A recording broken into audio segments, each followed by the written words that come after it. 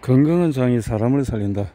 저스틴 소렌버그, 에리카 소렌버그, 김혜성 옹경 송합의학 임상연구회에 감수한 책인데 이제 이 책을 어디 좀 읽을 텐가. 우기기 게임이라. 우기기 게임. 미국의 프로바이오틱스 산업은 시간과 돈이 드는 임상 연구 요건을 피해 가려고 아슬아슬한 줄타기를 이어왔다. 샌더스는 미국에서 정상적인 인체의 구조와 기능에 관련 있음을 인정받으면 프로바이오틱스 제재를 정부 허가 없이도 만들 수 있다는 것이 문제라고 지적을 한다. 일명 구조 기능 주장이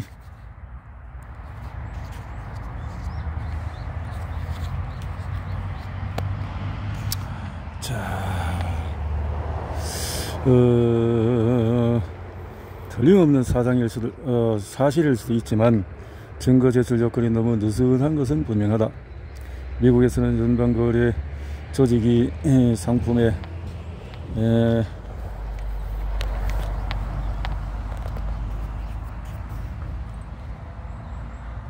실체가 광고 내용과 잘 맞는지를 감시하는 일을 한다. 그런데 2010년 단원이 만용을 부려서 선을 넘은 사건이 일어났다. 액티비아를 2주 동안 매일 먹으면 장 건강과 균형을 되찾는다는 것이 임상적으로 증명되었다고 주장한 것이다. 결국 연방거래위원회의 내용이 심하게 과정되었다고 판단하고 허위 광고 혐의로 단원을 고소했다. 그런 일이 있은 후에 단원은 임상적으로라는 표현을 삭제했으며 더 이상 액티비아가 장 트러블을 해결한다고 광고하지 않는다. 이렇듯 기업들은 전체적인 마케팅 전략을 구사하면서 자사의 프로바이오틱스 제품이 건강에 좋다고 소비자를 세뇌시킨다. 자, 이런 과정들이 많다라는 거죠. 프로바이오틱스 짝꿍은 프로바이오틱스와 달리 살아있는 유기물이 아니지만 프리바이오틱스는 프로바이오틱스와 다르게 막는 목적은 다르지가 않다. 대장에 사는 유익균의 개체수를 늘리는 것이다. 프리바이오틱스는 식이섬유고 프로바이오틱스는 균 종류를 말하는 것이다. 상용화된 프리바이오틱스 중에서 가장 대표적인 것을 꼽으라면 이눌린을 들 수 있다. 이눌린. 그런데 이상하다. 액상과당도 프룩토스가 농축된 것인데 이걸 과량 섭취하면 안 좋다고들 하니 말이다. 그러면서 프룩토스 덩어리인 이눌린은 건강을 위해서 먹는다는 것은 언뜻 어불성설인 것 같다. 이눌린. 하지만 가타부타라는 사정을 다 알아보고 판단해야 하는 법이다. 가타부타 하기가 그렇다는 거죠. 이눌린은 프룩토스 중합체이므로 인체 소화관에서 액상과당의 주성물인 단일 프룩토스 분자들과 전혀 다른 방식으로 취급을 받는다. 사람의 소화관은 스펀지가 물을 빨아들이시 날개가 떨어져 있는 프룩토스 분자들을 바로 흡수해서 혈액으로 실어보낸다. 장 미생물종은 프룩토스도 얼마든지 발효시킬 수 있지만 작은 프룩토스 알갱이들은 소화관 위쪽에서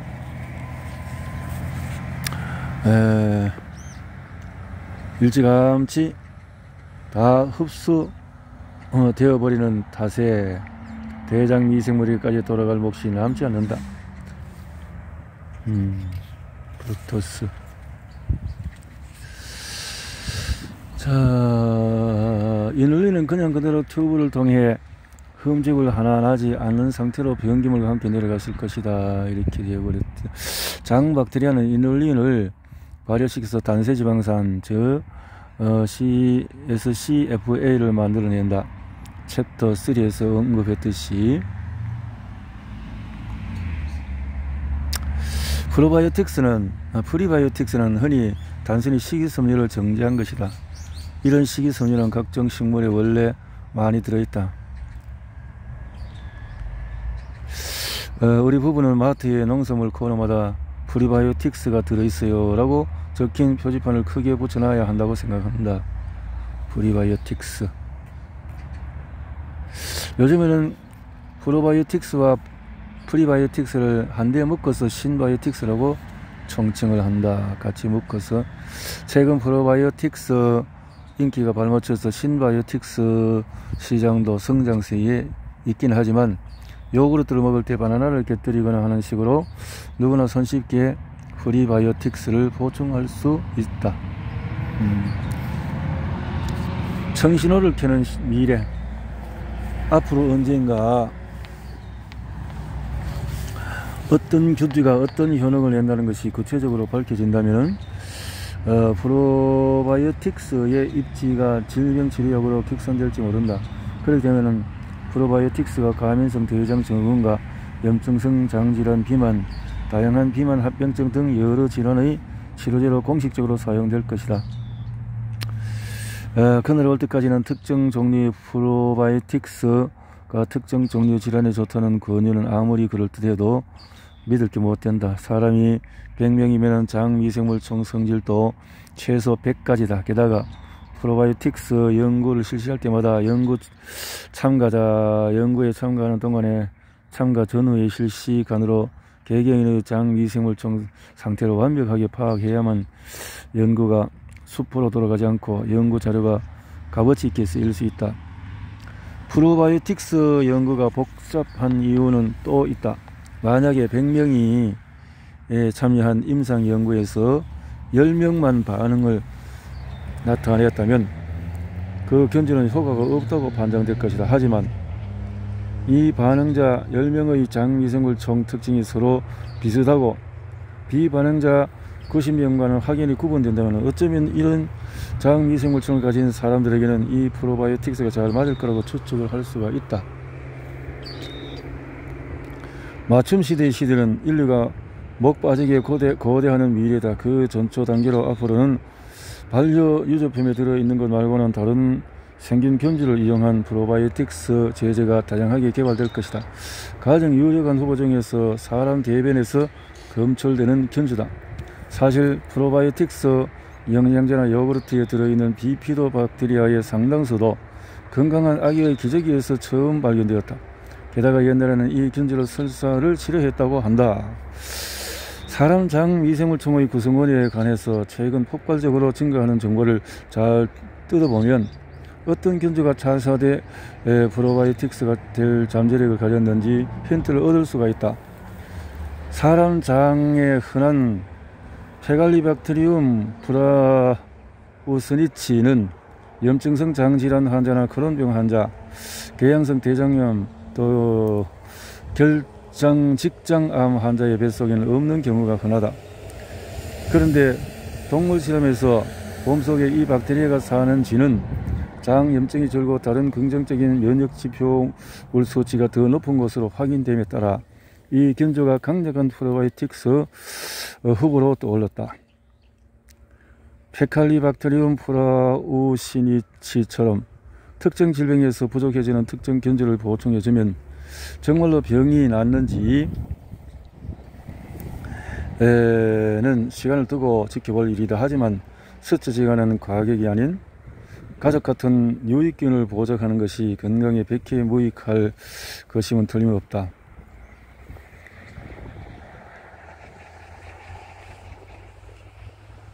백해무해할 것임은 틀림없다. 이 발이 말티 백해무해. 그러니까 지금 확실히 증거가 되지 않는다는 것이라도 다양한 좋은 견주를 이렇게 섭취하는 것이 도움이 된다 이 말인데요. 한편 생균 견주 딱 하나에 매달릴 게 아니라 여러 가지를 섞는 것도 활로가 될 수가 있다. 이렇게 도움을 가질 수 있는 다양한 방법을 섭취를 통해서 시도하면 도움 되겠습니다. 바깥 세상에도 프로바이오틱스가 다이아몬드 원석처럼 잔뜩 숨어있는 보물섬이 있다. 바로 흙이다. 흙을 먹는 토식증은 동물의 왕국의 흔한 습성이다. 사람도 손이나 덜 씻긴 농산물을 통해서 나도 모르게 흙을 섭취하며 흙을 정제한 소금은 어느 음식이나 조미료로 사용이 된다. 심지어 흙 자체를 일부러 먹는 문화도 꽤 있다. IT의 어떤 버전은 반죽에 버터와 설탕을 넣고 봉봉 드테어라는 쿠키를 구워 먹는다. 반면에 미국 정신의학회에 발간한 정신장애 진단 및 통계 편람에는 수백 년 동안 이어져 온 풍습임에도 흙을 먹는 것은 비정상적인 행동이라고 되어 있다. 먹을 게 궁할 때는 제외하고 인류가 흙을 왜 먹는지 정확히 알려진 바가 없다. 부족한 영양소를 보충해 준다든가 흙 특히 진흙이 장에 쏘인 독소를 흡수한다는 등 비슷비슷한 추측만 무성할 뿐이다. 다만 흙을 먹는 것이 메스꺼움을 가라앉히는데 효과적인 것은 사실이다. 그런데 만약에 이것 말고 흙을 통해서 미생물을 섭취하는 것이 달리 건강에 좋은 이유가 있다면 실제로 한 기업이 이런 주장을 해서 반려 유제품 성분이나 장미생물 총 구성원이 아니라 흙에 흔한 미생물들로 만들어진 프로바이오틱스 영양제를 판매한다. 자, 이런 것인데요. 흙을 통해서 프로바이오틱스 미래 정신을 켜는 또 하나의 요소는 유전공학이다. 누군가 염증성 장질환 때문에 장에 염증이 생겼다고 상상해보자. 그런데 유전공학으로 설계된 똑똑한 프로바이오틱스가 있어서 이 생균이 장에서 염증 병변을 정확하게 찾아내고 소염제 분자를 정면에서 발사해서 명중시킨다면 미생물계의 인공지능 폭탄처럼 말이다. 게다가 이런 프로바이오틱스는 얼마나 똑똑한지 염증이 잦아든 분위기를 감지해야 해서 알아서 발포를 중지한다. 이게 다가 아니다. 센서 역할을 하는 진단검사용 박테리아가 유전공학을 통해서 개발될 거라는 얘기도 솔솔 나오고 있다. 이런 속에서 그런 날이 오면은 다양한 질환의 조기 진단이 가능해지는 것은 물론이고 어쩌면 병원에서 대장 내시경이 사라질지도 모른다. 대장 내시경 같은 것이 불필요해질 수가 있다 라는 거죠. 이렇게 우리가 도움을 받을 수 있는 것이 많이 있는데 프로바이오틱스 사용자를 위한 안내서를 봅시다. 인류의 먼 조상들은 요즘은 상상할 수도 없는 양의 박테리아를 먹고 살았다. 개정에는 좋은 녀석도 있었지만 나머지는 많은 문제를 일으켰다. 그런 말썽꾼 때문에 인간 사회는 식품과 상수도의 위생 개념이 새로 생겨났고 사람들은 집안 구석구석을 쓸고 닦고 물건을 구입할 때마다 항균 마크를 확인하는 데 집착하게 되었다. 주변 환경에 도사리고 있는 병원성 미생물을 최대한 없애는 게 나쁜 일이라고 반박할 사람은 없겠지만 완전 박멸이 능사는 아니다. 미생물을 깡그리 없애서 폐허를 만드는 것보다 유해균의 자리를 프로바이오틱스와 같은 유익균으로 채우는 게 바람직한 해결책일 것이다. 병을 치료하려고 프로바이오틱스를 쓰고자 할 때는 먼저 주치의에게 조언을 구해서 어느 견주가 나에게 가장 효과적일지 전문가의 눈으로 판단하게끔 해야 한다. 프로바이오틱스의 안전성이 수백 년 역사를 통해서 입증되기는 해서도 면역력이 약한 사람에게는 어떤 일이 생길지 모르기 때문이다.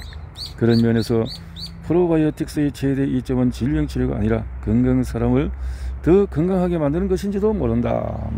그렇군요. 먹는 생균은 여러 형태로 상품화된다.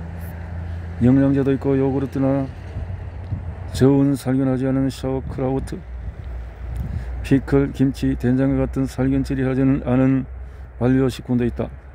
혹은 유익균이 보강된 과일 주스 브랜드 굿벨리처럼 반려과정 없이 제조된 완제품에 살아있는 박테리아를 따로 넣기도 한다.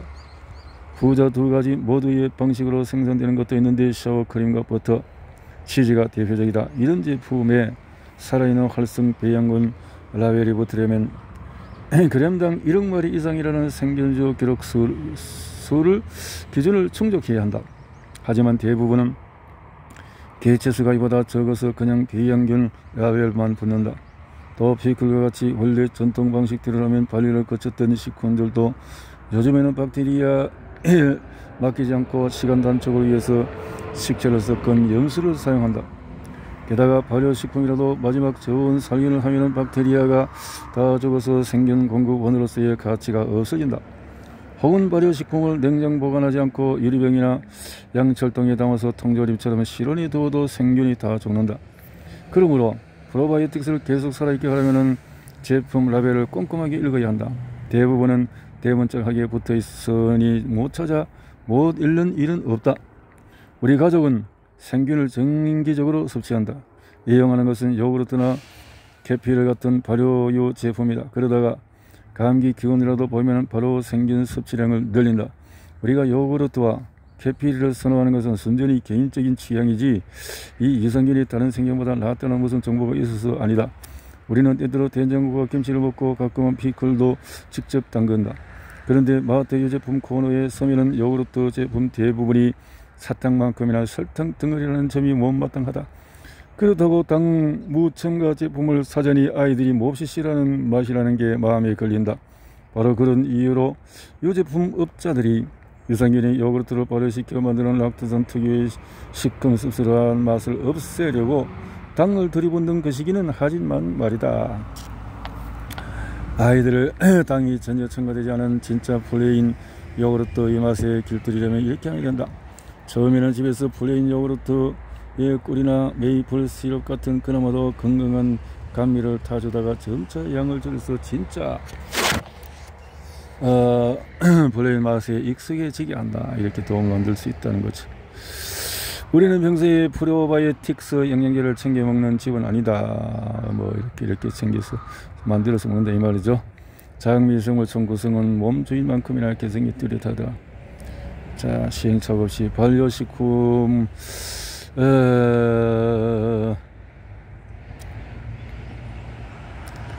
프로바이오틱스를 스스로 만들어 먹기도 하고 다양한 시중에 나오는 것들을 활용하기도 하고 또 뭐 이렇게 또 제품을 통해서 활용하기도 하고 그래 할 수 있겠네요.